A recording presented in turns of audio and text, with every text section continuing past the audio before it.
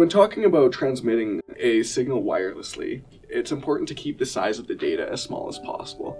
This means thinking about the bare minimum it takes to describe the signal. Let's start by looking at a simple polynomial. Let's start by looking at a linear function. We have often described these in terms of a slope and intercept using y equals mx plus b. But that is not the only way that we can describe them. We can also describe them in terms of a line passing through two sets of points. We know that to describe a quadratic function, we need 3 points, and to describe a cubic function, we need 4.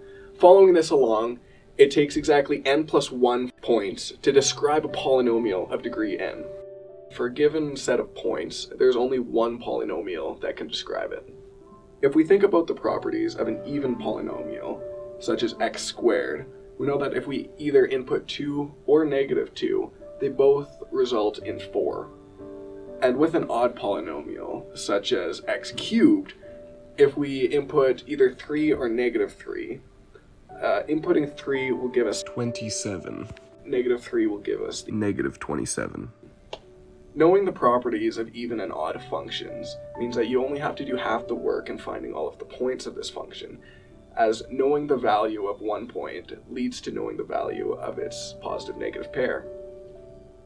If you take a polynomial and you break it up into its even and odd degreed components, you can then factor an x out of the odd and assume x squared as the input to these functions.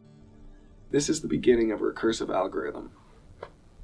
If you continue this algorithm, it will take you n log n calculations to determine the output values at the roots of the input polynomial.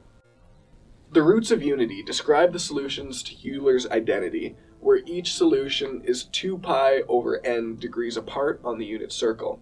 For example, if we have a polynomial of degree 4, it has 4 solutions. This means that if you know one of the solutions is 1, you instantly know that the other solutions are negative 1, negative j, and j. As we recursively split our polynomial into its even and odd components, the roots of unity simplify until we are only left with 1 point. These are the properties that the FFT uses to simplify the complex DFT into an easy recursive algorithm.